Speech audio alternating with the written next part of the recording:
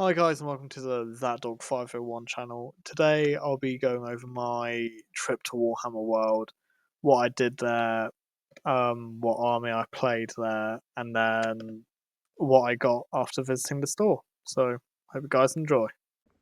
So this is currently like an hour before I have to drive, but I've got my Norn already, and as you can see from a previous match, I've now got the Plague Marine helmet. Though weirdly enough, not Krieg. He managed to uh, kill it turn one with I think two Rogel Dawns.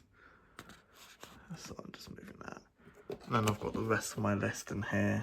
It's only 500 points because we don't want to take up everyone's time.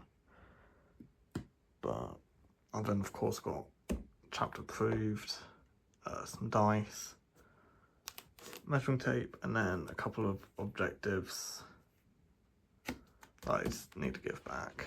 But I'll update you guys when we are in. Warhammer World was such a brilliant experience. Going in and seeing this giant Space Marine lieutenant standing there with a thunder hammer in his hand was absolutely insane. And then to go into the exhibition and see all these beautifully painted miniatures from the original, I say original, I don't remember how old, but a very old Asriel miniature in a diorama, to Age of Sigmar stuff with orcs and this really cool like beach scene I saw.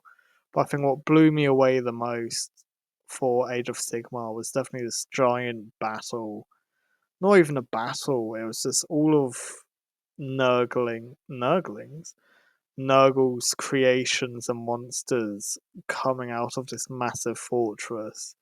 And, like, the attention to detail is so insane. Like, there were even things like going across small pathways in this giant crack that was going through the middle of the diorama, and it was all so beautifully painted. I then went to see the Isfan 5 drop site massacre diorama that they have there, and the attention to detail is so amazing because they've got the rubble being tanks and then dead bodies, and it's just so cool to see. And then just on the other side of the room, 200 Space Marine chapters painted up for us to see, which is absolutely insane if you do get the chance to have a look at it. But I think what really caught my eye was this giant diorama that was just at the end of the exhibition, with this giant fortress being sieged by the forces of chaos, and the Ultramarines and the Grey Knights fighting them off, with the Grey Knights being the ones more fighting the demons, while the Ultramarines were getting ready for the impending attack on the main fortress itself. So here we have our final three lists that we used at the final games of our quote unquote league. For three players, I'd say we had a decent spread because we had one Imperium of Man being the Krieg list, the Chaos being the Death Guard, and then Xenos being the Tyranids player or me. But they were pretty fun to play against. Obviously, I came very much bottom of the league. I think I only won one match, which is quite embarrassing. But the final game with my Tyranids, even if it was 500 points, I think I only lost by 1 point. So it was still a fun time. Then my second set of lists for the third and fourth rounds were both Tyranids. I feel with Tyranids, because they were slightly cheaper, more swarmy army, I got to really learn better deployment and better tactics in a way. For example, I had my Termagants and Hormagaunts, which were just small objective getters. They could probably score a bit of secondary. But then with my Norn, he was my main. Well, hit my Norn and my Biovore. being the two similarities for primary scorers in both of the lists, I could put the Norn on, let's say, the central objective, the Biovore on my home, and that way I'd be scoring a lot of primary and wouldn't have to suffer as much. So, a bit of a visual guide to what I mean by my earlier statements. This was the match against the Krieg list that I did at Warhammer World. So, I'd I was attacker, so I got a bit more lenient deployment zones.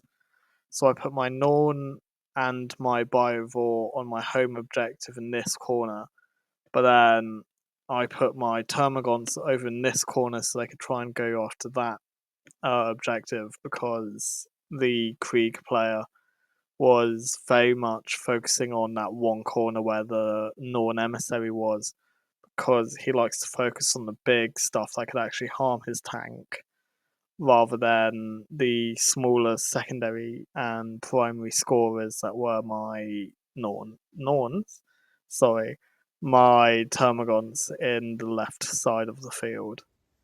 I've gotten back from visiting Warhammer World with my mates. My army's back where it belongs. Terrain's back. Chapter approved back. But just would like to go through purchases before ending this video off with how I wanted to end it. First off, we've got a replacement for these because I've been using these since December now, and these have been my only dice. However, with the release of the Grey Knights Codex, also came the Grey Knights dice. So I've now got a box of these. They're really nice dice to use. I used them today in my 2 games. Then I've also got myself a new Elector because I realised having precision and something that can actually wound on 4s against Death Guard is quite useful. So I'm going to build it up and see how it goes. The new Elector is now all built up. The head, main body and base are all separate for ease of painting. But what you might notice is, as you can see, it's not exactly like he is on the box, because they have, where's a better photo, that kind of stem coming off, and I just prefer how he looks without. He does have a bit of a hole at the back, which I might try and get some green stuff to fill in, but I think he just looks so much better without it. But yeah, now time to prime him up, and we'll be able to start painting him.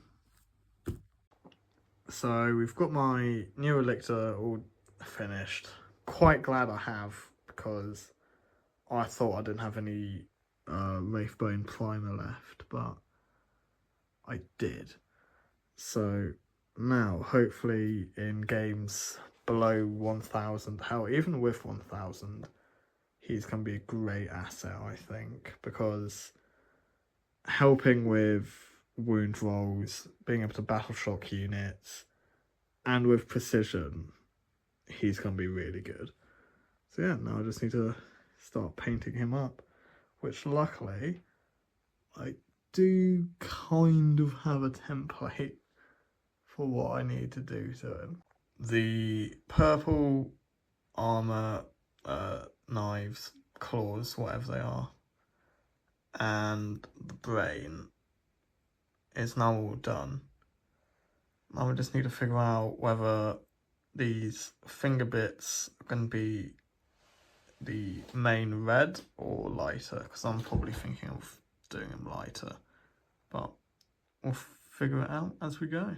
A little quick update for you guys. We've got most of the car done, like his fangs, that bit. I'm gonna colour that differently, and then a lot of cleaning up still needs to be done, especially on his back. You can really see why I've been grabbing him. but so far he looks quite good. So the new Relictor's all finished up, and I have to say I'm really happy with how he turned out, especially his brain, but considering it's quite an easy thing to achieve, just prime white, a couple of layers of wash to get it a nice dense colour, and the rest of the colour scheme is quite easy. But hopefully as time goes on I'll be able to make the Tyranids a bit more, well, I say these are Tyranids, my Tyranids a bit more complex, and obviously alongside the rest of my army, but that's the hopes at least. He is now proudly on the shelf with the rest of the range of painted and unpainted Tyranids, but I'd just like to say thank you for watching. If you did enjoy, please leave a comment, like, subscribe even. And if you do have any feedback, please let me know. Cheers.